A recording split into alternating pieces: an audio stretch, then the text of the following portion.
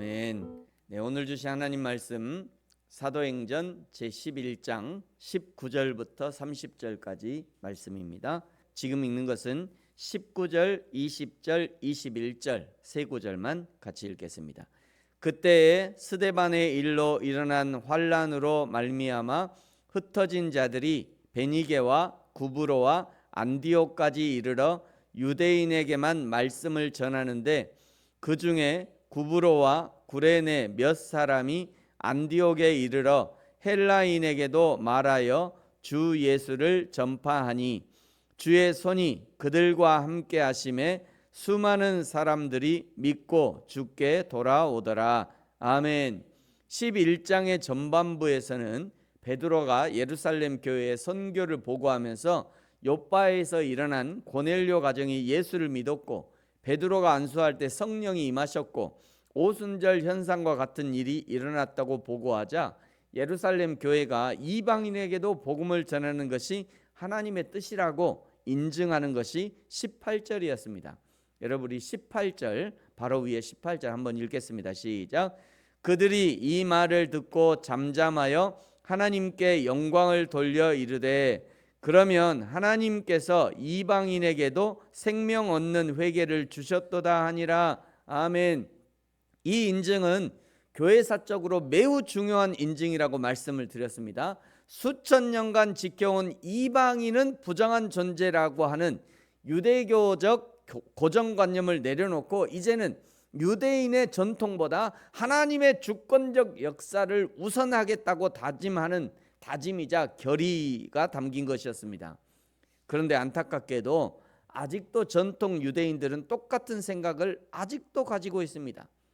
그나마 이때 2000년 전에 성령 충만을 받고 예수를 믿게 된 그야말로 개신교인이 된 사람들은 하나님의 주권적 역사를 인정하면서 하나님이 사람들을 차별하지 않으신다는 생각을 하지만 아직도 전통 유대교를 지키고 있는 사람들, 유대인이라고 하죠 보통.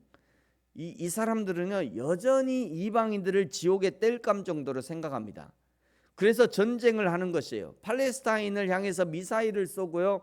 미사일이 터지는 모습을 보면서 스데롯 극장이라고 그러잖아요. 스데롯 극장. 그 이스라엘의 약간 높은 언덕에서 거기서 소파를 깔아놓고요. 구경해요. 이 미사일이 푹 떨어져 빵 터지는 거를 구경해요. 불꽃놀이처럼. 유명한 스데롯 극장이 이스라엘에 있습니다. 거기 가서 구경해요.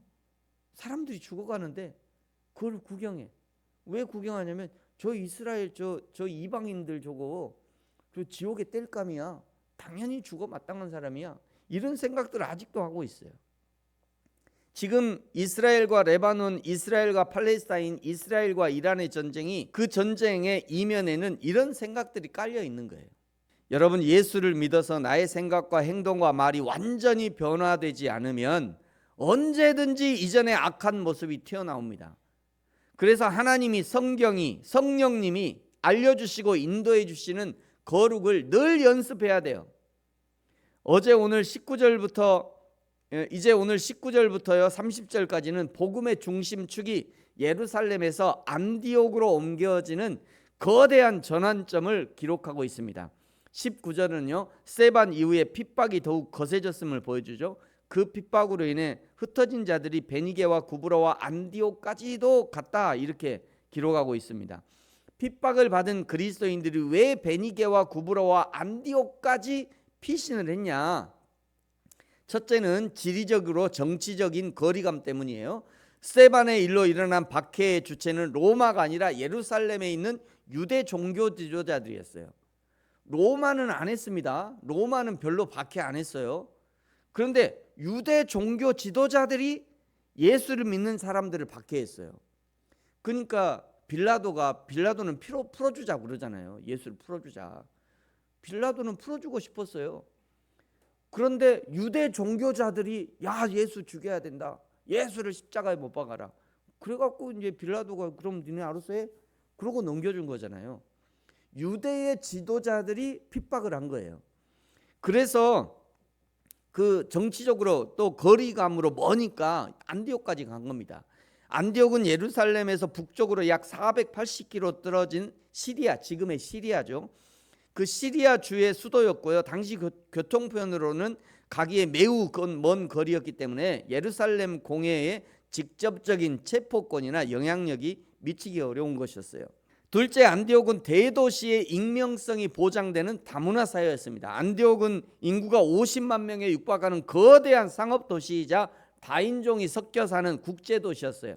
수많은 유동 인구와 상인이 오가는 안디옥은 흩어진 유대인 신자들이 정착해서 눈에 띄지 않게 생활하기에 적합했습니다. 세 번째 이유는 선교적 안전과 확장의 최적지였어요. 베니게와 구브로와 안디옥까지 흩어져 복음을 전한 것은 그들이 단순히 숨어 지내는 것에 그치지 않고 공개적인 전도 활동을 할 수 있을 만큼 안전을 확보할 수 있었습니다. 초기에는 그리스도인들이 유대인에게만 전했죠. 19절에 보면 유대인에게만 복음을 전했어요. 안디옥에서는요, 헬라인 이방인에게도 복음을 전하게 합니다. 20절에 나오죠. 이는 유대 종교 지도자들의 감시망이 느슨한 안디옥이었기 때문에 가능한 그런 파격적인 시도였습니다. 이런 이유로 예루살렘에서 480km나 북쪽으로 떨어진 먼 안디옥까지 가서 피신을 하게 된 거죠. 지금도 하나님은요, 여러 가지 이유로 세계 방방곡곡에 그리스도인을 흩으십니다. 꼭 선교사의 타이틀이 아니더라도 직장으로 외교적으로 하나님은 그리스도인들을 흩으셔요. 그 하나님의 손길을 잘 이해하고 보내신 곳에서 사랑과 섬김과 복음 증거의 사명을 감당하는 것이 우리 그리스도인의 사명인 것입니다. 21절에요. 흩어진 손길을 21절에 흩어진 그리스도인들로 인하여서 수많은 사람들이 믿고 죽게 돌아오죠. 22절, 예루살렘 교회가 이 소식을 듣고 바나바를 파송합니다.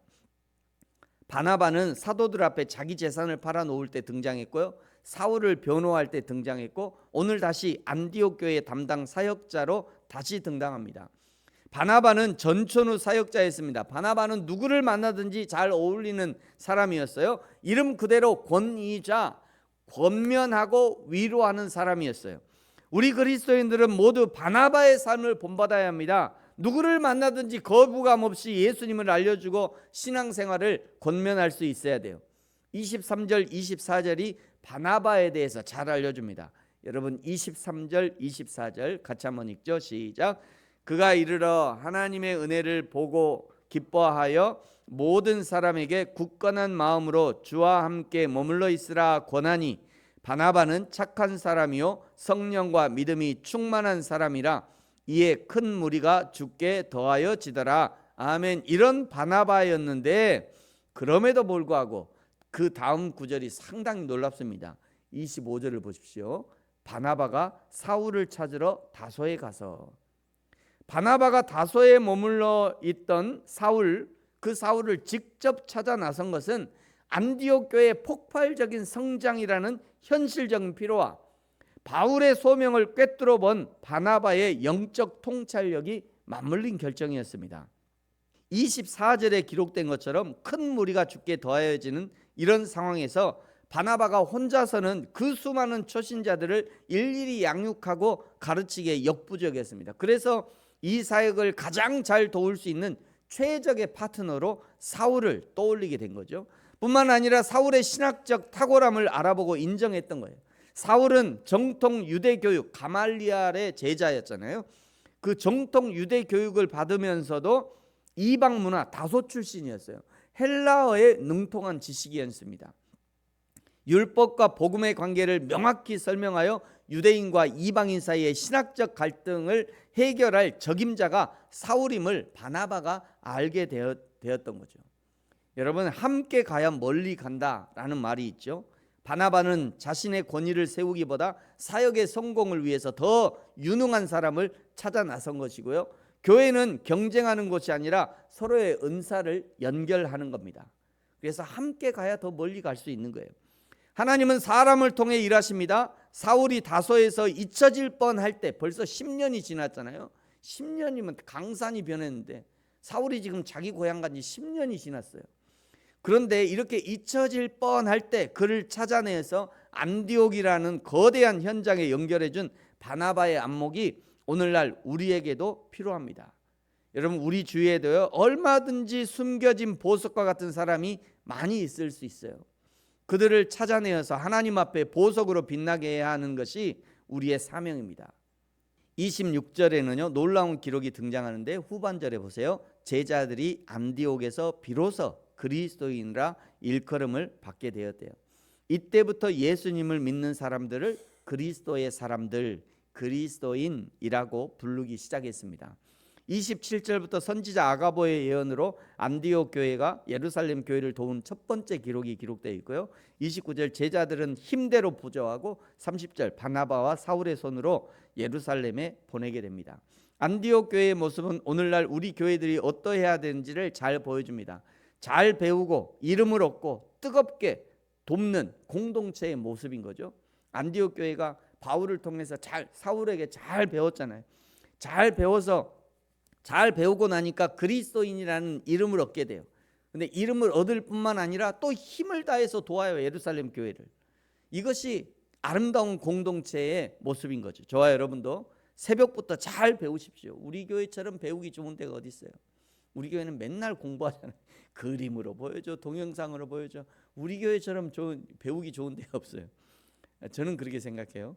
여러분, 새벽부터 잘 배워서요, 또 수요일에 잘 배워서, 주일에 잘 배워서 하나님의 영광을 드러내고 하나님을 기쁘시게 하는 소문난 그리스도인, 또 소문난 교회가 되어지기를 예수님의 이름으로 축복합니다. 기도하겠습니다. 하나님 아버지, 감사합니다. 우리를 그리스도인으로 불러주셔서 감사합니다. 하나님의 부르심에 합당한 삶을 살게 하여 주시고, 나의 옛 자아가 변화되게 하시고, 날마다 성화의 길을 걷게 하시며, 잘 배우고 잘 익혀서 하나님 나라에 합당한 삶과 생활과 언어로 변화되도록 축복하여 주옵소서. 감사합니다. 예수님의 이름으로 기도합니다. 아멘. 하늘에 계신 우리 아버지, 아버지의 이름을 거룩하게 하시며 아버지의 나라가 오게 하시며 아버지의 뜻이 하늘에서와 같이 땅에서도 이루어지게 하소서.